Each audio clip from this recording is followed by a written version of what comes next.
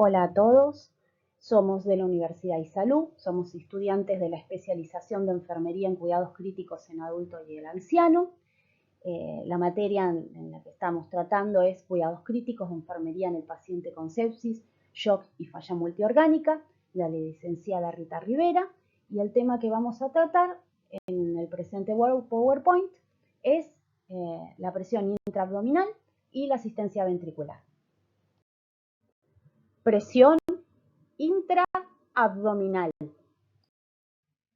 Definición de presión intraabdominal. Es la presión estable dentro de la cavidad abdominal. Se ve directamente afectada por el volumen de las vísceras macizas o de las huecas, la presencia de ascitis, sangre u otras lesiones que ocupen espacio y la presencia de afecciones que limiten la expansión de la pared abdominal. Causas de hipertensión abdominal. Las de tipo hiperaguda tienen una duración de segundos, minutos, y las causas pueden ser tos, defecación, actividad física, risa. La de tipo aguda tiene una duración que se desarrolla en horas, y la causa puede ser traumatismo o hemorragia abdominal. La subaguda se desarrolla en días, y la causa puede ser sepsis y aumento de la permeabilidad capilar. Y la de tipo crónica, la duración puede ser de meses o años, y la causa puede ser embarazo, obesidad mórbida, diálisis intraperitoneal, ascitis crónica, cirrosis, etc. Valores de la PIA. El valor normal oscila entre 0 y 5 milímetros de mercurio. En un paciente crítico, el valor normal de la PIA es entre 5 y 7 milímetros de mercurio. Hipertensión abdominal. La hipertensión abdominal se puede clasificar en grados. El grado 1, el valor es entre 12 y 15 milímetros de mercurio. El grado 2, el valor es entre 16 y 20 milímetros de mercurio. Grado 3 es entre 21 y 25 milímetros de mercurio. Y para el grado 4, el valor es mayor a 25 milímetros de mercurio. Pacientes con riesgo elevado de presión intraabdominal.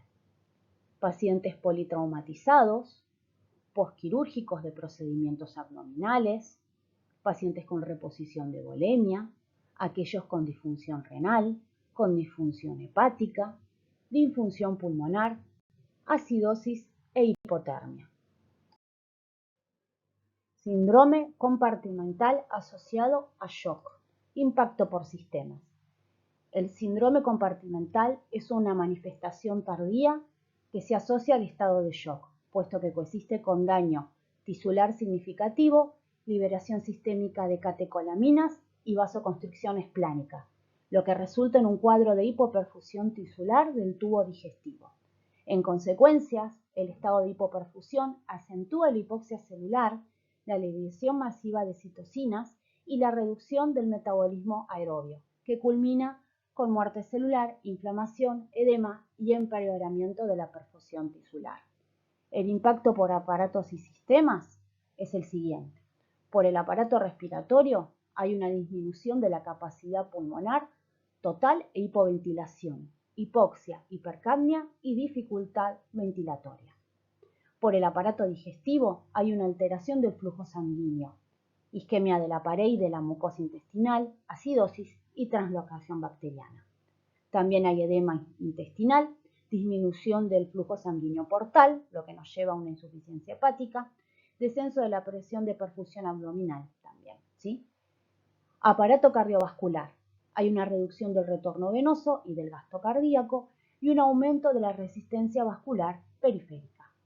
En cuanto al sistema nervioso central, hay una disminución de la presión de perfusión cerebral y del retorno venoso. Hay edema cerebral también. Desde el aparato urinario hay una disminución de la perfusión renal y de la tasa de filtración glomerular, lo cual provoca oliguria, anuria e insuficiencia renal aguda.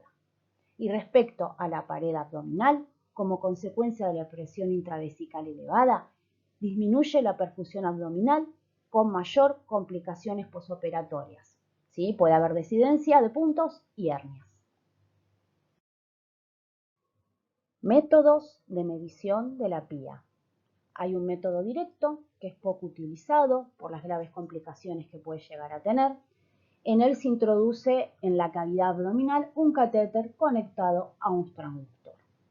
El otro método, que es el indirecto, ¿sí? Que es el que vamos a utilizar nosotros como enfermeros, existen varios. La forma más aceptada es la intravesical. A su vez, la medición puede ser continua o intermitente. Método de medición permanente. ¿Qué materiales vamos a utilizar? Sonda vesical, ¿sí? Que puede ser una sonda de 2 lúmenes o 3 lúmenes. El kit de PIA, que lo vamos a tener que realizar nosotros de manera estéril. O hay lugares donde ya viene preparado de farmacia, pero bueno, en este caso lo vamos a preparar nosotros. El transductor, que recoge la presión medida por el sensor de la sonda y la envía al monitor. Y el monitor, que refleja la cifra de la PIA. Puede ser un módulo independiente o integrado en el equipo de monitorización de la unidad. Medición de método permanente. Hay que colocar al paciente en posición de cúbito supino, conectar el transductor a medida de presión, colocar el transductor a la altura de la sínfisis del pubis, calibrar con los 3 ceros, el cero anatómico, el cero atmosférico y el cero tecnológico. Cerrar la llave de 3 vías de salida de orina. Infundir 20 mililitros de solución fisiológica al 0,9. Comenzar el registro de presión. Método intermitente. Materiales. Sonda vesical, ¿sí? Que puede ser de 2 o 3 lúmenes. Un kit para medición de PIA, ¿sí? Que generalmente este kit incorpora una columna de medición, ¿sí? Con la cual vamos a medir la PIA en centímetros de agua, ¿sí? Esta columna termina en una bifurcación hacia una válvula que permite la entrada o salida de aire a la línea y en una línea que continúa hasta la bolsa colectora de orina. Medición de método intermitente. Colocar al paciente en posición supina, clampear la tubuladura de la bolsa colectora de orina durante 15 minutos. Para realizar la medida es necesario que la columna de medición tenga orina. En caso de que no hubiera orina suficiente, introducir aproximadamente 20 mililitros de solución fisiológica al 0,9% para purgar el equipo. Colocar en cero a la altura de la sínfisis del pubis la columna de medición, ¿sí? A 90 grados respecto al paciente y despinzar la entrada de aire. La columna de orina baja hasta la cifra de la PIA del paciente, donde se observa una ligera oscilación y un aumento de cifra si se presiona ligeramente el bajo vientre del paciente. Bueno, aquí podemos observar la mesa armada con los materiales que vamos a necesitar, ¿sí? Tenemos una sonda vesical, 2 bolsas colectoras, un transductor, 2 llaves de 3 vías, una hoja de bisturí, una guía de macrogotero, una solución fisiológica de 100 mililitros, campo estéril, guantes estériles.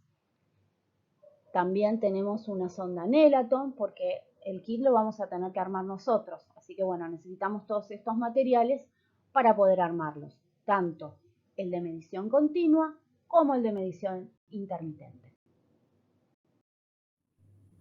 Comenzamos realizando un lavado de manos con jabón. Recordemos que hay 5 momentos para la higiene de manos. 1, antes de tocar al paciente. 2, antes de realizar una tarea limpia aséptica. 3, después del riesgo de exposición a líquidos corporales. 4, después de tocar al paciente. Y 5, después del contacto con el entorno del paciente.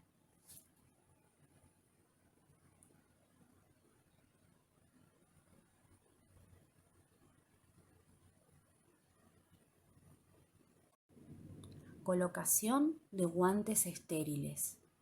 Como vamos a manipular elementos para armar un kit para medición de PIA que va a estar en contacto con un sitio que está estéril, debemos realizarlo en forma estéril, ¿sí? Para ello, colocaremos los guantes estériles con técnica correcta. Los guantes estériles se utilizarán siempre al realizar técnicas o procedimientos invasivos y cuando se manipule material estéril.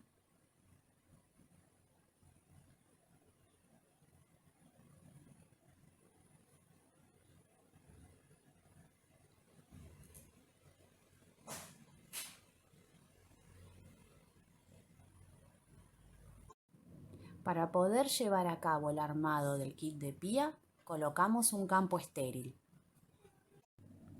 Sobre el campo estéril vamos a disponer de los materiales para el armado del kit de PIA, los cuales nos son alcanzados por una compañera.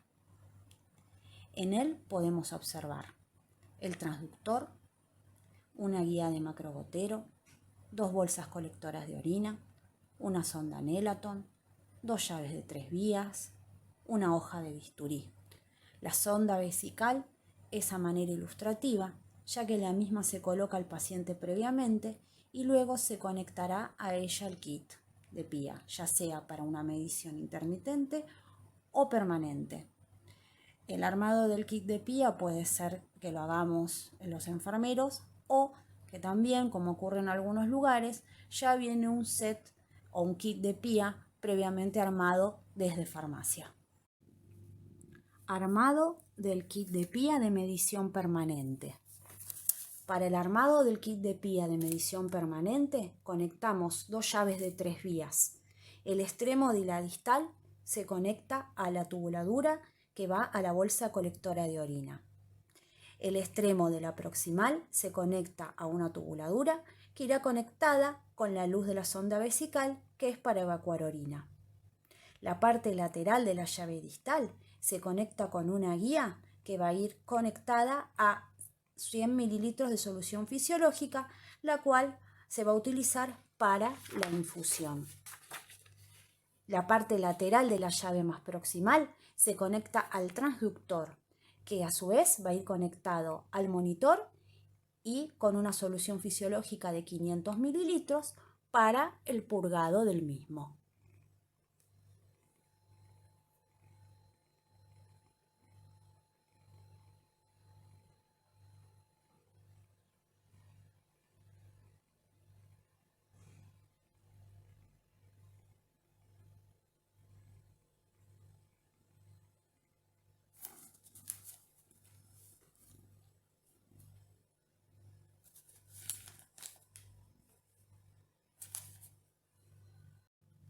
Armado del kit de PIA para medición intermitente. Conectamos la bolsa colectora a uno de los lúmenes de la sonda vesical de 3 lúmenes. Luego conectamos otra tubuladura que lleva añadido una llave de 3 vías al otro lumen de la sonda vesical. Al extremo distal de la llave de 3 vías conectamos la columna que servirá para la medición de la PIA, la cual tiene una válvula en el extremo distal. Esta válvula será muy importante posteriormente. Y en la parte lateral de la llave de 3 vías conectamos una tubuladura conectada a una solución fisiológica de 100 mililitros. Método de medición permanente de la PIA, ¿sí? Observamos todo el kit de PIA, como habíamos explicado antes. El paciente tiene que estar en decúbito supino, ese va a ser el cero atmosférico. Luego tenemos el transductor que está colocado a la altura de la sínfisis del pubis, ¿sí? Después conectado al monitor, conectado a los 500 mililitros de solución fisiológica para el purgado. También los 100 mililitros conectados a la otra llave para infundir. Tomamos la llave distal, cerramos el paso hacia la descarga de orina y abrimos para la infusión de los 20 mililitros de solución fisiológica y abrimos también la llave posterior para poder realizar la medición de la PIA, ¿sí? Ahora lo que vamos a hacer, vamos a retirar la tapita del transductor y vamos a abrir la llave para poder realizar los 3 ceros que habíamos mencionado antes, el anatómico, el tecnológico, que es el que va al monitor, y el atmosférico, que es el del transductor. Una vez que tenemos los 3 ceros, miramos en el monitor y nos va a dar el valor de la pía, ¿sí? Una vez que terminamos esto, cerramos nuevamente el transductor, o sea, colocamos la tapita, lo cerramos y abrimos la descarga de orina, cerrando la llave hacia el lado para infundir la solución fisiológica, y cerramos también la llave proximal a la parte que va hacia el transductor. Y observamos cómo sale orina por la tubuladura, siempre controlando de que no haya ningún tipo de escape o de fuga en el sistema y manipulándolo de la manera más limpia posible.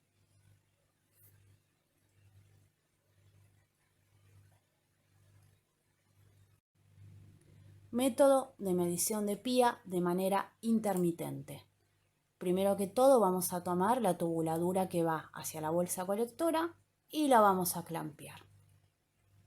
La vamos a dejar clampeada alrededor de 15 minutos, ya que necesitamos orina para realizar la medición de la misma.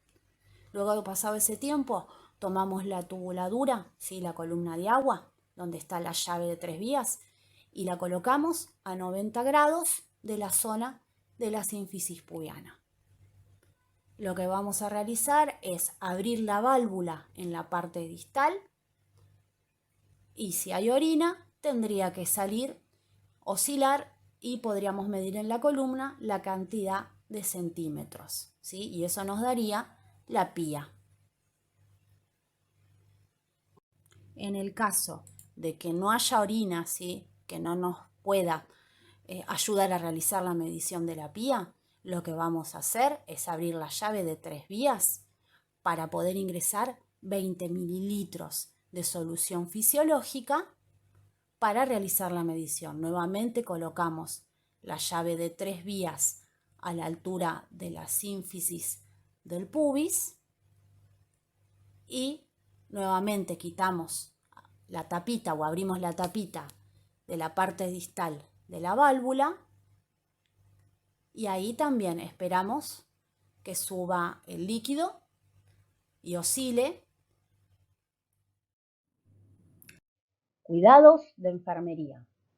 Cuidados propios de un paciente portador de sonda vesical. En caso de realizar la medición de forma continua, comprobar al menos una vez por turno, y siempre que cambie la posición del paciente, que el transductor está colocado en el lugar correcto. Calibrar el transductor una vez por turno. En caso de medición manual, asegurarse de que el paciente está en decúbito supino o de que siempre se realiza la medición en la misma posición. Medir la presión al menos una vez por turno y cuando las condiciones del paciente lo requieran. Evitar la presencia de burbujas de aire en la columna de medición a la hora de realizar la técnica. Si se detecta un valor extraño, repetir la medición, asegurándose de que se ha realizado bien la técnica. Comprobar que no haya fuga de orina en las conexiones del sistema. En caso de una cifra elevada de pía, alertar al facultativo responsable del paciente. Complicaciones, las propias de un paciente con sonda vesical. Complicaciones derivadas de una medición incorrecta, ya que el tratamiento a seguir depende de las cifras de pía y su evolución. Pérdida de orina por desconexión del sistema.